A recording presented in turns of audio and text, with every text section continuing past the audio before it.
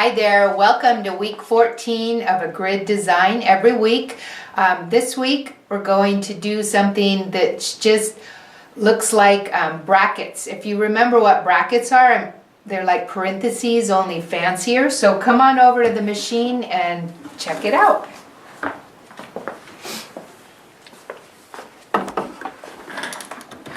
All right, you don't see brackets very much anymore. But you're going to see them today. So remember, a bracket is simply something like that.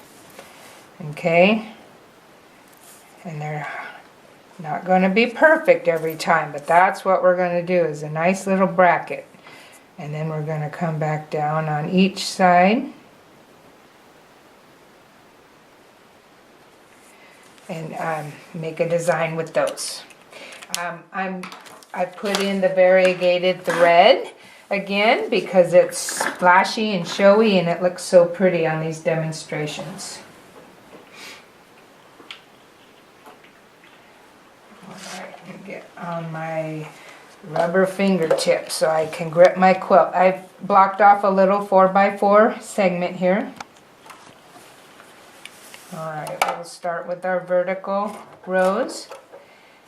So these brackets need to go up one side of a grid line and down the other side. It takes a little bit longer, but it's very nice in the end. Alright, we're going to lock up our stitches and do our first bracket.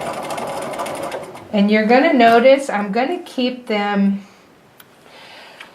kind of small and snug and close to our grid line, because if you get too big with them, they start, when you do the horizontal lines, they interfere with the lines going the other way. So you'll see what I mean in a minute.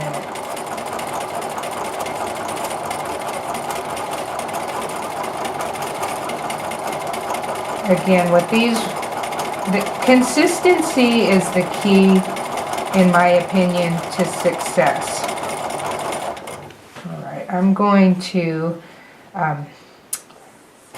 get down to the next line by going outside of that grid line.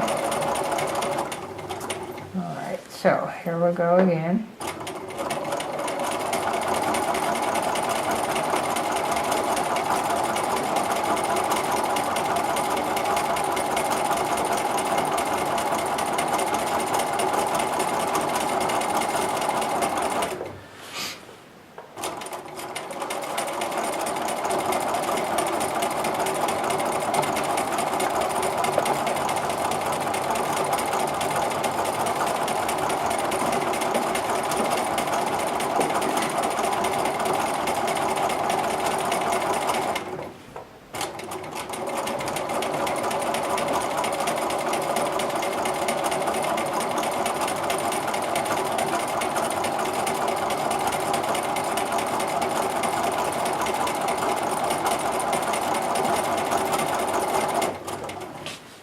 This is kind of hypnotic.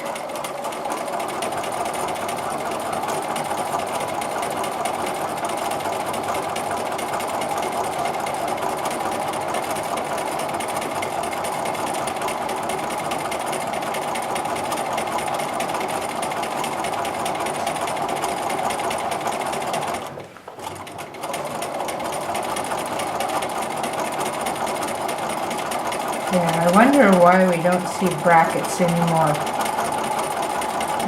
I don't even know if there's a key for them on our computer. That may be why we just use parentheses.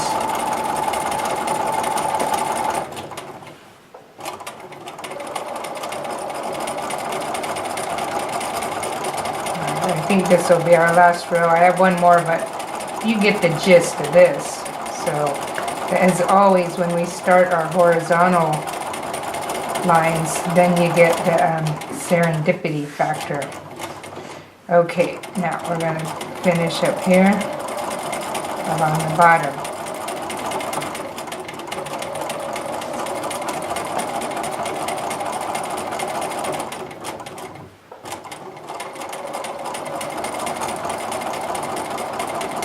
All right, now I just discovered something. If I had just done one row on the edge, I could have completed the other side to get up to my next line. So in the future, I'll try to remember that. For now, I'm going to have to travel up along that line. And with variegated thread, traveling is more difficult because it shows up more. All right, here we go. Next line. So do you see now why we want to keep them sort of small?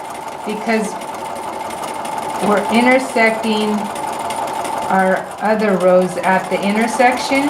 And if they're too big, they just kind of walk all over each other. It's not as pretty. It's always my instinct to make my designs bigger and loopier on the first set of rows because you kind of feel like you want to fill that grid box, but it ends up interfering with the rows going the other direction. And the same holds true with our cathedral window designs. Sometimes smaller is better. In this case, I think that's definitely true.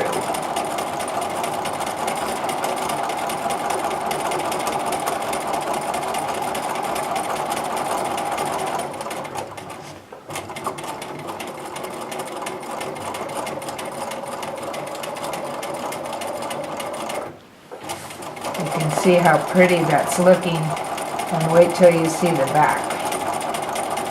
This one, I would definitely suggest doing it on this bigger 1-inch grid. If you get too small with a 1/2-inch grid, it almost becomes, it's just too small of a grid and your work doesn't show up as well. Plus it would take you eons to complete a section of your quilt.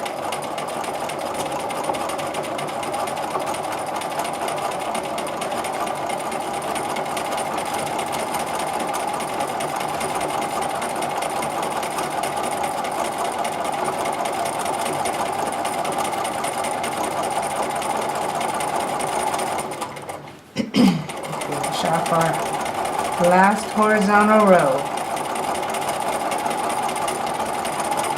So you can see my brackets aren't perfect, but remember what I told you, we're not machines.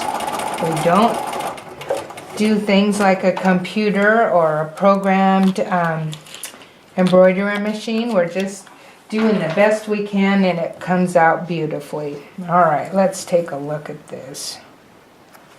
So there you see on the front, grid lines are distracting. Of course, those are going to wash away, but let's look at the back. And there it is, and I just, minus the cat and dog hair, don't worry about that.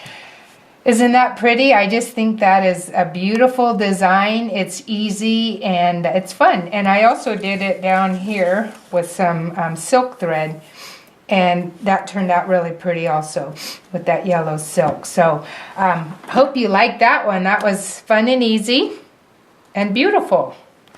I guess you're probably never going to hear me say something's not pretty, because if it's not pretty, I'm not going to teach it to you. But anyways, I hope you enjoyed that segment, and join me next week. And don't forget, check out my website, Quintessential Quilting, if you want to buy my book or any of my online classes. Have fun. Have a good week. Bye.